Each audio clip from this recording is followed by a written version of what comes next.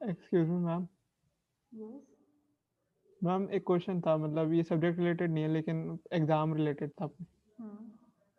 Ma'am अगर exam के maths के एग्जाम ऑनलाइन होते हैं तो उसका पैटर्न कैसा रहेगा, मतलब इसमें अभी कैसे? अपना कोई इंफॉर्मेशन नहीं है, तो ओ, आई कांट से कि कैसा पैटर्न होगा। अभी थर्ड सेमेस्टर वालों के एग्जाम्स हैं जनवरी में, तो उनका कैसा पैटर्न आता है उसके बाद I can give you a fair idea. ठीक है। ओके।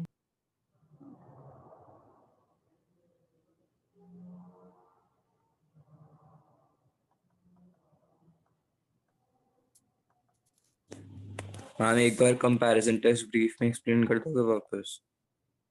एक मिनट अभी।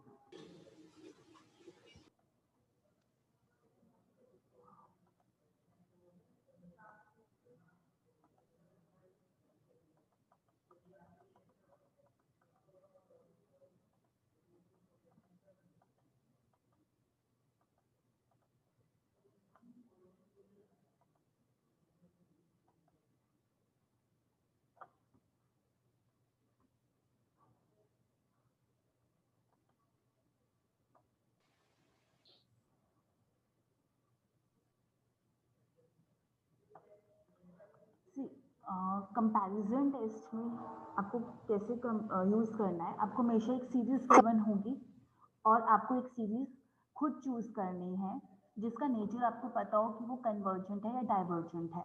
देन आपको उसको ओरिजिनल सीरीज से कंपेयर करके according to the given conditions conclude करना है कि गिवन सीरीज आपकी कन्वर्जेंट है या डाइवर्जेंट है।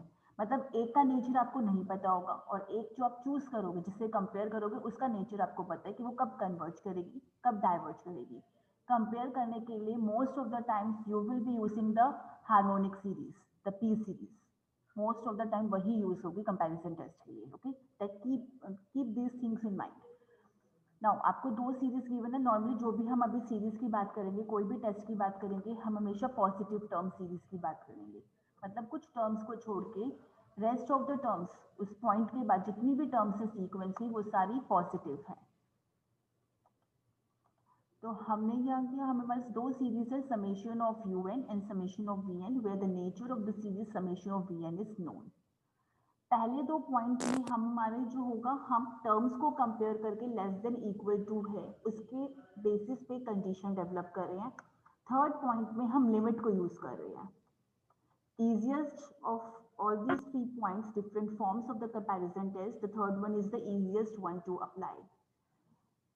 तो अकॉर्डिंग टू फर्स्ट पॉइंट, अगर आपकी देखो आप रिलेशन फॉर्म करो U N less than equal to V N, इस तरीके का कोई भी दो सीरीज होगी इस टाइप का रिलेशन होगा कि nth टर्म एक सीरीज की दूसरे सीरीज से कम है। अब आप देखो अगर आगे वाली सीरीज है लेस देन इक्वल टू के बाद जो बड़ी सीरीज है, अगर वो कन्वर्जेंट है तो उससे छोटे वाली टर्म जो लेस देन वाली टर्म से सीरीज बन रही है वो भी कन्वर्जेंट होगी।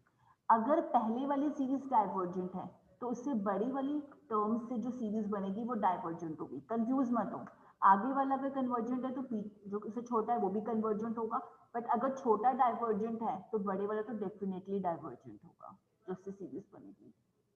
फर्स्ट टू पॉइंट्स क्लियर हुए?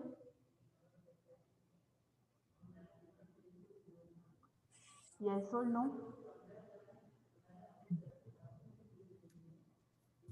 Yes ma'am. जी यहाँ पे देखो क्या है, अब सिंपल सी एक बात देखो, अगर बी एन कन्वर्जेंट है, इसकी लिमिट फाइनाइट है, तो ऑब्वियसली इसकी फाइनाइटी तो होगी, इन्फिनिटी को तो अप्रोच कर ही नहीं सकता। और पहली बात है पॉजिटिव टर्म सीरीज है तो नेगेटिव इन्फिनिटी होगा ही नहीं।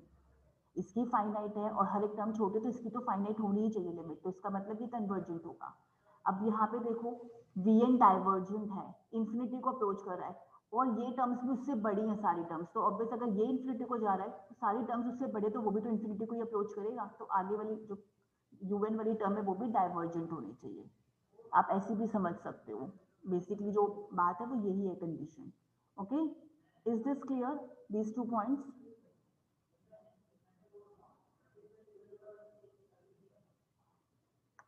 द थर्ड पॉइंट, आपको दो सीरीज गिवन है, आप उनकी nth टर्म फाइंड आउट करो, उनका रेशियो लो, उनकी लिमिट कंप्यूट करो n टेंडिंग टू इन्फिनिटी। अगर ये लिमिट नॉन जीरो और फाइनाइट होगी, मतलब जीरो के बराबर नहीं है और फाइनाइट है, मतलब इन्फिनिटी नहीं है या नेगेटिव इन्फिनिटी नहीं है, तो un और bn जो सीरीज बन रही हैं उनका बिहेवियर एक जैसा होगा, या तो दोनों एक साथ कन्वर्ज करेंगी या दोनों एक साथ डाइवर्ज करेंगी।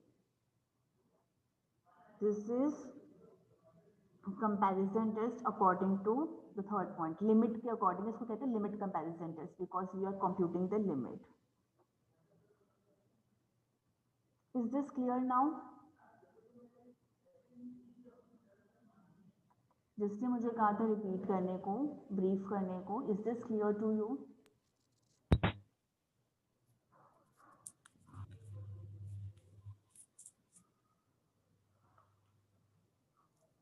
Yes, ma'am. Next, I have to start with the ratio test, but I think only 5 minutes are left. I'll tell you what is ratio test. Now, you are given a series un, n from 1 to infinity. This is a positive term series. So it's like limit of un plus 1 upon un, n tending to infinity is k. n plus one, उस एक ही series की बात चल रही है, अभी un है, उसी की हमने n प्लस वनथ टर्म ली है, उसी की हमने nth टर्म ली है। बस देखो ध्यान रखना, न्यूमरेटर में हमने n प्लस वनथ टर्म रखा है और डिनोमिनेटर में nth टर्म। ये जो रेशियो फाइंड आउट किया उसके बाद हमने limit n tending to infinity compute किया है। सपोज करो ये लिमिट क्या आ रही है k, अगर वैल्यू k की लेस देन 1 है तो आपकी सीरीज कन्वर्ज करती है, ग्रेटर देन 1 है तो डाइवर्ज करती है। अगर k की वैल्यू 1 है then you can't say whether this series converge or diverge according to this test. That means your test fails. हमें नहीं पता कि सीरीज कन्वर्ज है या डाइवर्ज कर रही है, बट अगर लिमिट लेस देन 1 है तो डेफिनेटली कन्वर्ज करेगी, ग्रेटर देन 1 है तो डेफिनेटली डाइवर्ज करेगी। what is ratio test? Is this clear to everyone? Proof नहीं है कुछ, आपको बस रिजल्ट पता होना चाहिए, उसको अप्लाई करना आना चाहिए। What is ratio test? Is this clear to everyone? Yes, ma'am. Yes, ma'am.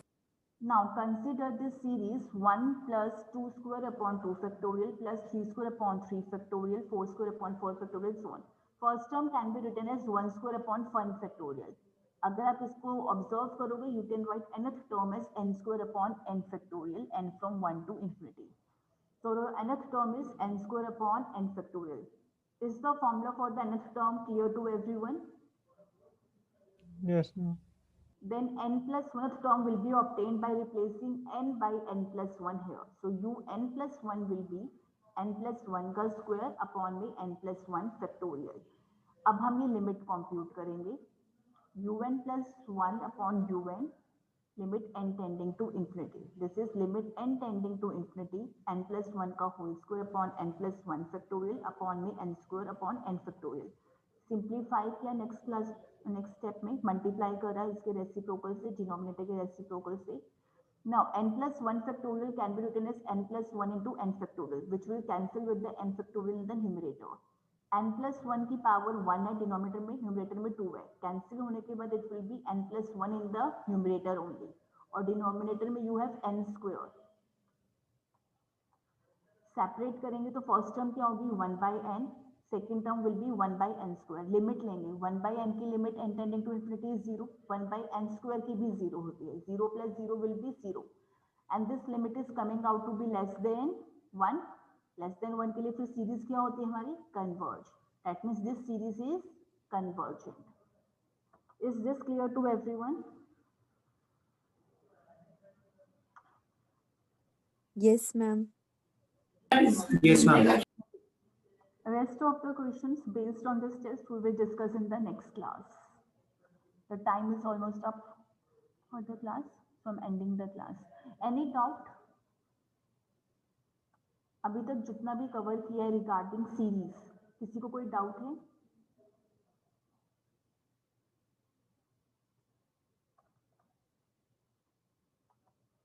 I am assuming किसी को अभी तक कोई डाउट नहीं है, ठीक है? From here onwards we will begin in the next class.